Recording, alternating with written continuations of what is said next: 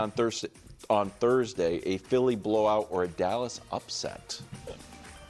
A rout. Dallas is going to get routed, all right? One, Philadelphia is just much better, all right? Obviously defending Super Bowl champions, but their offense is great, and Dallas's weakness is the defense. And then their defense is very good. They probably won't be as good as last year, but the defense is good. The defensive backfield is good, so I think they'll be fine. But last year, Coach, and I said this about 3 times last week, they outscored the Cowboys 75-13 in their 2 games. I get it was without Dak, but one of the games Kenny Pickett started for Philadelphia. So, I also think that Dallas, even with Micah gone, has had an offseason full of distractions. Obviously, you have a new coach, but just Micah, everything, it's just been a bunch of distractions. Philly, I think, has been set on football. I think they have the right mentality coming off a Super Bowl. I just think that they have had no drama this offseason. Dallas has had nothing but drama. And so I just think everything is leading up toward the Eagles' route. Yeah, I went back and looked at the 3 games after we won our Super Bowls. And the first one, we blew up the Steelers. I think it was like 30-14, but it wasn't that close. And then the next one was close against a really good Colts team. And the last one was against the Raiders, and we beat them by like 20. So the emotion of dropping that banner is real, and it's a positive. It's a positive, and it's powerful, and it should give you an edge over whoever you're playing. Now we've seen a little bit of a transition, I feel like, in the last 4 or 5 years, where guys have lost that game after winning the Super Bowl, which to me is incredible. And then you do factor in it is a first-time head coach, so that's a challenge, and all the recent distractions, that's problematic. I think you're right. Philly has done a good job of really limiting the storylines this offseason, especially comparatively. Now, the thing I would say is Dallas is used to offseason distractions, so I guess that's not as big a deal for that group. I would say their best chances to being a first-time head coach and all these things being new and the first game of the season, you do have an element of surprise. So try some different things. Maybe come out and go all no huddle to start the end. Do some things that are completely uncharacteristic to try to change at least the complexion of the game early. I want to hear what Nick says, but I'm sorry. When he's like, "Oh, try things like no huddle," and like I just imagine like Cooper DeJean, Fangio, they're gonna be like, "Oh my God, Dak Prescott, no huddle. What do we do in this situation? Oh, gee golly. Oh gosh, what do we do? We've never seen anything like this before." So for those who care, Vegas says a Cowboys win is the same odds in one direction as the Eagles winning by more than 17. So, and that's a huge, winning by 17 is massive in the NFL. So, the Vegas odds say a Philly blowout. If you consider a blowout to be 14 or more, you know what I mean? That's more likely. 14's a blowout. Yeah, that's exactly. Yeah, I'm not thinking 30. So here's what is interesting though. In the last decade, only one defending champ has won by more than 7. And that was the Chiefs over the Texans the year after the 24-0 playoff game between them.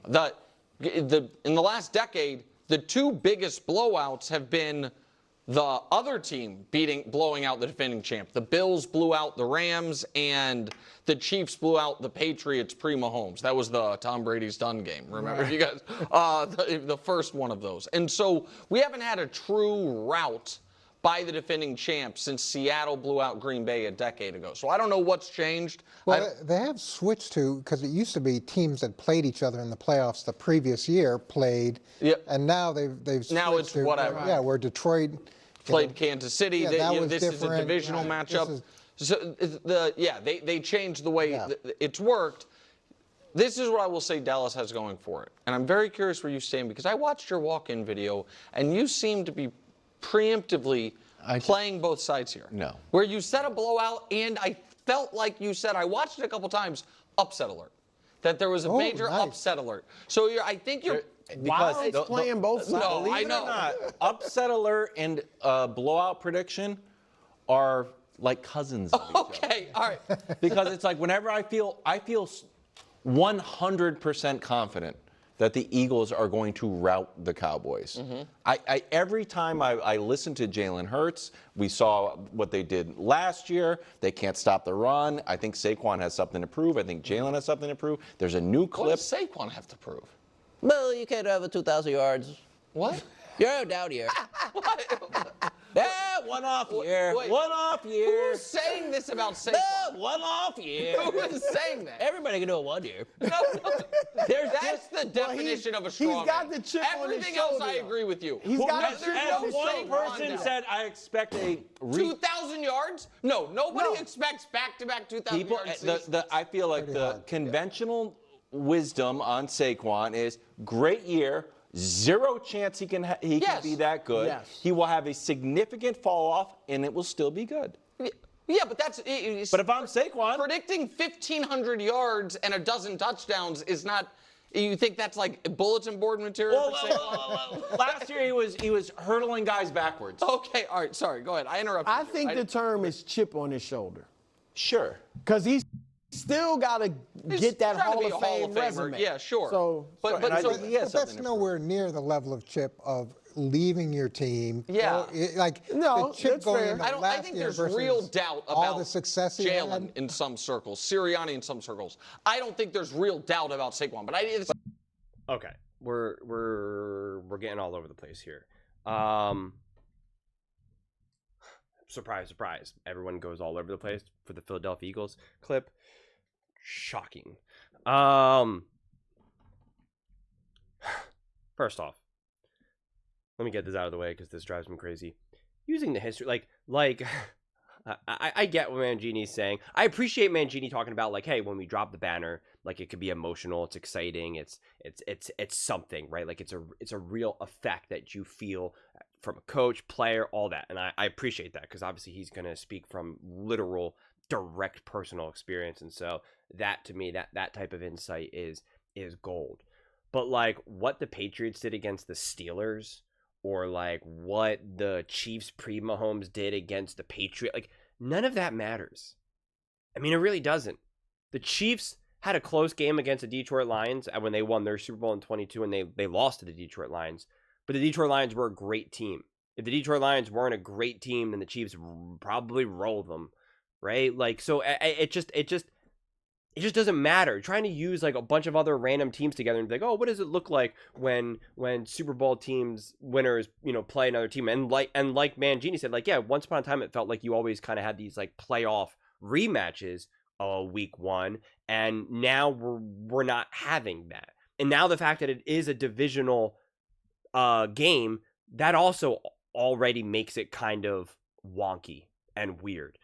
Because we know divisional games can get wonky and weird. That remains true no matter who is playing. So like that already now is kind of just like a random kind of variable to have to try to consider. But we obviously know what's more likely, a blowout than a Dallas upset. But it's not to say that Dallas can't win. Week ones, I think, are always a bit bizarre. I should try to find it. It'll take me a while, but like Mark Sanchez just said it best after week one. Because I remember last season was, week one going through every single game. And it was just like, I remember the feeling of just like, what?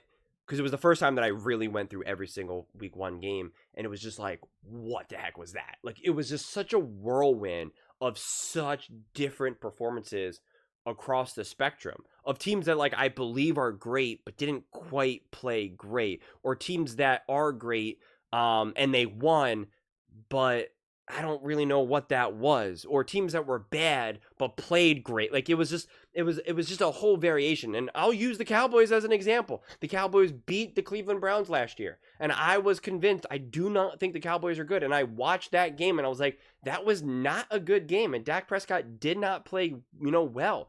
And I made a video about that, and people just freaked out at me. And I was just like, you're just a Cowboys hater. And I'm like, no, I'm not. This was just not a good game. I don't care that you won. And that's when everyone really kind of emphasized, doesn't matter how it looks. It's all about the wins. And I'm like, okay, I guess so. And then it's like, I ended up being correct about that. And it's not me trying to be like, oh, see, I'm correct and they were wrong. But it's just like week one games are always just a bit bizarre because then they kept saying, well, the Cleveland Browns defense is unbelievable. They were amazing last year. And I'm like, well, that's not 100% the truth. They're a competent defense and they could be a really good defense, but like, you know, and it was like, let's have a conversation about it. Cowboys fans didn't want to have a conversation about it. And so it just, you know, I think week 1 games are always so brutal to predict, but like, if we're going to play the game, what's more likely? Of course, a Philly blowout. And I'm not going to predict a Dallas upset, but like, the way how this is being created now is that the Cowboys are such a bad team and the Eagles are such a great team that if the Eagles don't absolutely annihilate the Cowboys, then like what's wrong? Or that like Jalen Hurts has to be flawed, right? Like there could be no turnovers, no interceptions. Saquon Barkley has to go off for 150 yards. Like that's why I'm kind of double, triple, quadruple downing on this conversation, because I just think that we're already kind of distorting the conversation in a way that it need not be. And I don't think that the Eagles are a team where they're just like, we're always here to send a message. I talked about this before. Like the Detroit Lions were always trying to send a message. They're always trying to prove a point to everyone else. That's not who the Philadelphia Eagles are. And yet, I do believe that Saquon Barkley is a competitor and he's got something to prove, not to you, not to me. He wants to do it for himself, for his family, for his team, for his fan base. The Saquon Barkley fan base and the Philadelphia Eagles fan base. Like that's very much what this team tries to do and wants to accomplish that. You see that with Jalen Hurts. You see that with Saquon Barkley. You see that with them. You saw that for all the years with Jason Kelce. You see that with Lane Johnson. Like you see that. It's different. It's absolutely positively different. You so regularly see teams that look like they're always trying to prove something to other people. And that is just not the read that I ever get on the Philadelphia Eagles, which is why they didn't ever budge from their game plan, no matter what anyone was saying. They never budged. They never lost sight of their own vision. Not once. Not once. And so I don't think there's going to be any magical effort to try to do anything that the game itself doesn't dictate them that they need to do. So, and if that means that they're just going to win a weird game, 17-10, 17-12, right? Like, so again, a weird score. Yeah. And that's what they're going to do, right? There's not going to be any other sense beyond that. It just is what it is. It just is what it is. And so that to me is who the Eagles have been for these last few years, you know, especially with Sirianni and Jalen Hurts. And so they're just going to kind of continue that. So that's why if you're trying to predict something specific like a blowout, it's like I would have more confidence that a team like the Detroit Lions or the Buffalo Bills or some of these other teams, because that is what a lot of those times they look like they try to set out to do. Like right now, you get the big sense that Patrick Mahomes and the Kansas City Chiefs want to show that their offense is back. Let's go. Let's get after it. I do not have that sense for the Philadelphia Eagles at all. None. Zero. Not like, hey, we got to do this. We got to change this. Jalen Hurts has to throw a lot. No. Saquon Barkley has to run a lot to prove that he could do it. Like, no. They just want to win in whatever capacity that may be like. And you want to know how I know I'm also true, because what I'm saying is true, because in the Super Bowl, when they were lighting it up, they could have said, we are making sure that we are doing everything we possibly can to just, we are putting up 60. We want 60-0 here. They did not do that. They 1000% did not do that, because it was just about winning. And the Eagles had all the ability to do that. And ask yourself, would the Buffalo Bills have done that? Would the Baltimore Ravens have done that? Would the Detroit Lions have done that? Would the Dallas Cowboys have done that? Dallas Cowboys are not in the Super Bowl. But would they ever do that? No. But the Eagles did. And that was a revenge game. We saw what the Detroit Lions did against the Dallas Cowboys for a revenge game. And they were like, we want to humiliate you. We want to embarrass you. And the Eagles were just like, we're just going to play really hard and we just want to win. Now, through that process, they did humiliate and embarrass him, but that was just straight up ball, right? That was just like, I'm better than you. And that's it. That's how that game unfolded that way. But there was no other intentionality beyond just, we are just going to win this game. And that is why then at the end of the game plan, at the end of the game, it was just like, yeah, we'll kick field goals. Yeah, we'll just run the ball. Jalen Hurts isn't even in the game anymore. The defensive starters aren't even in the game anymore, right? That's why we always make the joke that the Chiefs didn't score until until they already put it in second and third string guys, and Nick Sirianni's getting a Gatorade bath. Like, I don't know if other teams would have necessarily done that. But the Eagles did, because it was always just about the win. And that's why it's going to continue to be like that throughout this season. So trying to predict blowouts or this or that, it's like, I don't know, man. It's funny to me now, and it makes sense. But the way how the NFL is like a blowout's considered 14, right? Winning by 14, as they all said, that's considered a blowout. And it's like, it's only 2 scores, right? Like, how many times do you see like, oh, they were only down by 2 scores. Oh, just down by 2 scores. And it's just like, what do those terms mean anymore now, right? Like, it's like you win by 14, and it's like, if you're down by 14, you're getting blown out going into the second half.